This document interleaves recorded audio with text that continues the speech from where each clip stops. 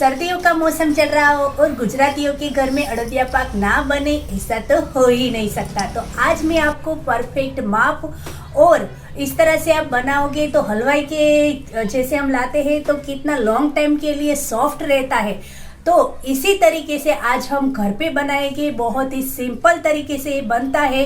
तो चलो फटाफट से रेसिपी स्टार्ट करते हैं। लेकिन इससे पहले अगर आप हमारी चैनल पे नए हैं तो प्लीज़ मेरी चैनल को सब्सक्राइब कीजिएगा, मेरे पेज नैन्सी मोजीद्रा को फॉलो जरूर कीजिएगा और वीडियो को लाइक करना बिल्कुल मत भूलना। उड़दिया पाक बनाने के लिए सबसे पहले तो हमें 500 ग्राम उड़द का आटा चाहिए। तो मैंने यहाँ घर पे ही उसका आटा बनाया है। तो इसके लिए मैंने 500 ग्राम उड़द की दाल को थोड़ी देर के लिए धूप में रख दिया था और उसको मिक्सी में डालकर हमें इस तरह से थोड़ा सा हमें कुरकुरा आटा बनाना है। अगर आप इस तरह से नहीं करना चाहते हो तो बाजार में आसानी से मिल जाता है, किसी भी फ्लोर मिल में भी ये उड़दिया पाक का आटा मिल जाता है। तो मैंने यहाँ 500 ग्राम उड़द का आटा लिया है। अगर आप इससे कम बनाना चाहते हो तो आप इसकी क्वांटिटी आधी भी कर सकते हो। 500 ग्राम उड़द का आटा है तो इसके सामने हमें 500 ग्राम चीनी, 500 ग्राम मैंने यहाँ घी लिया है और इसके बाद मैंने 500 ग्राम खोया लिया है। थोड़े से मैंने ड्राई फ्रूट काजू बादाम को इस तरह से बारीक काट लिया है। इसके बाद मैंने यहाँ 100 ग्राम जितना कोकोनट लिया है और आधी कटोरी हमें दूध लेना है और थोड़ा सा मैंने यहाँ गोंद लिया है। सबसे पहले तो हमें आटे को डाबा देना है। तो हमें आटे को इस तरह से छन्नी से छान लेंगे और जो हमने घी और दूध लिया है इसमें से हमें 3 चम्मच घी डालना है और 3 चम्मच हम दूध डालकर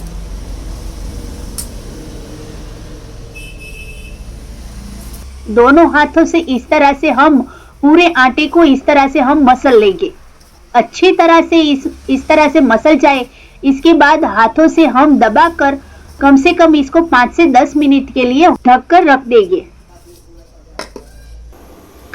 इसके बाद मैंने यहाँ एक पैन लिया है, जो हमने खोया लिया है वो खोए को हम धीमी आंच पर गर्म कर लेंगे ताकि उसमें जो दूध का भाग होता है, जो मॉइस्चराइज का भाग होता है वो निकल जाए। इस तरह से हम करते हैं तो लॉन्ग टाइम के लिए हमारा अड़दिया पाक है वो अच्छा रहता है। तो हम धीमी आंच कर ही इस तरह से इसको गर्म कर लेंगे।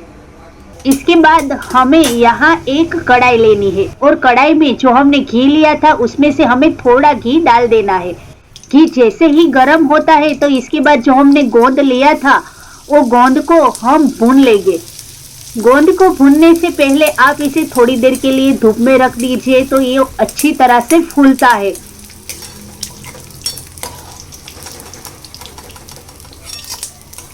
अगर आपका गोंद है वो थोड़ा बड़ी साइज का है तो आप इससे थोड़ा मसल भी सकते हैं और गोंद की क्वांटिटी आप अपने हिसाब से कम और ज्यादा कर सकते हैं। तो मैंने सारे गोंद को इसी तरह से भून लिया है। जिस भी पैन में या फिर कढ़ाई में आपको आटे को भूनना है, इसमें हम इस तरह की जो चावल वाली छन्नी आती है वो छन्नी ले लेंगे और जो हमारा उड़द का आटा को हमने डाबा दिया है उस डाबे को हम इससे छान लेंगे। डाबा देने की वजह से थोड़ी थोड़ी इस तरह से गुठलियां हो जाती है, तो हम हाथों से दबाकर सारे आटे को अच्छी तरह से छान लेंगे। हमारा आटा कितना बढ़िया हो गया है, कणी कणीदार। इसके बाद हम धीमी आंच पर गैस के स्टोव को रख देंगे और जो हमारा घी था उस घी को हम डाल देंगे और अब हमें धीमी आंच पर ही हमें इसको पकाना है। कोई भी आप मिठाई बनाते हो या फिर अड़दिया पाक, मोहनथाल, जो भी आइटम बनाते हो उसमें जो मेन काम होता है दोस्तों वो है यानी कि किसी भी आटे को है वो भूनना है। तो अब हमें धीमी आंच पर ही इसको भूनना है। आप गैस के स्टोव को फास्ट रखेंगे तो वो जल्दी भून तो जाएगा लेकिन वो जल जाएगा और उसमें अंदर से वो कच्चापन रहता है। तो आपको धीमी आंच पर ही इसको हल्का ब्राउन सा कलर आए तब तक पकाना है। इस तरह से आटे भूनने में कम से कम मुझे 15 मिनट लगे थे, तो आपको भी 15 मिनट जरूर लगेगा।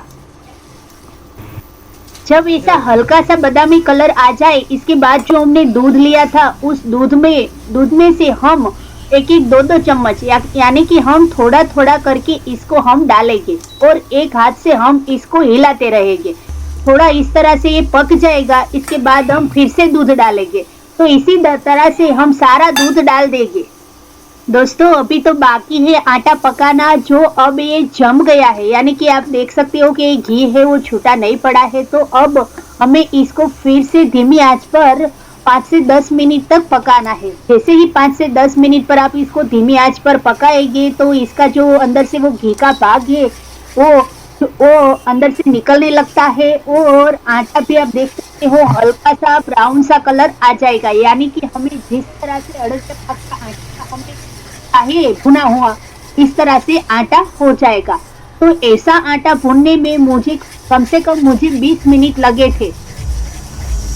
अब हम गैस के स्टव को बंद कर देंगे और बंद होने के बाद भी हम थोड़ी देर के लिए इसको हिलाएंगे, क्योंकि कढ़ाई है वो नीचे से गर्म होती है। अगर आप ऐसे ही रख दोगे तो वो नीचे से आटा जल भी जाता है। अब एक बड़ा सा बर्तन हम ले लेंगे कि जिसमें सारी चीजों को हम अच्छी तरह से मिला सके। तो यहाँ मैंने उड़द का जो आटा था उसको हम इसमें डाल देंगे। इसके बाद जो खोया था, जो हमने खोया को गर्म किया था, वो खोया डाल देंगे।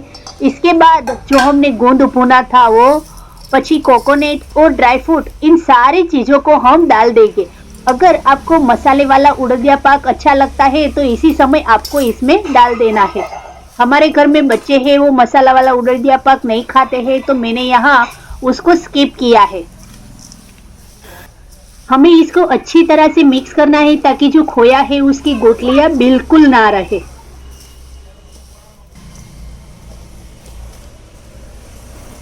इसके बाद किसी भी थाली या ट्रे में आपको उड़दिया पाक को डालना है, इसको हम घी से अच्छी तरह से ग्रीस कर लेंगे।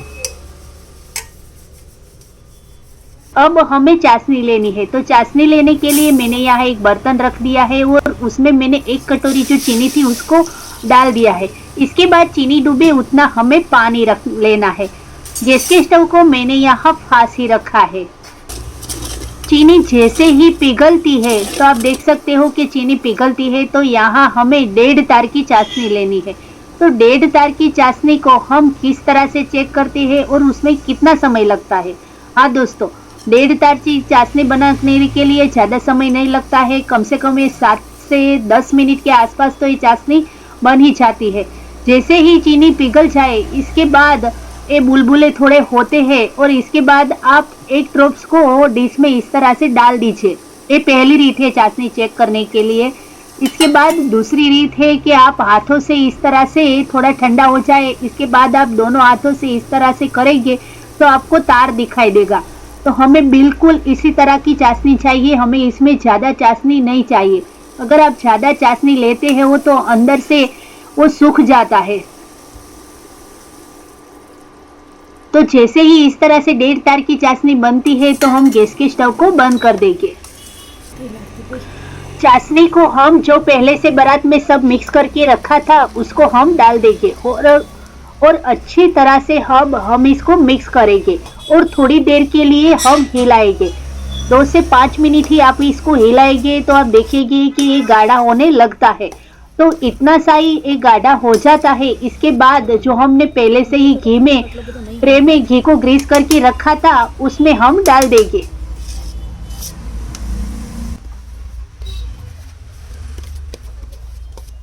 दोनों ट्रे को हम हाथों से ट्रैप कर लेंगे ताकि वो अच्छी तरह से फैल जाए। इसके बाद जो थोड़े मैंने ड्राई फ्रूट बचाए थे उसको हम ऊपर से डाल देंगे।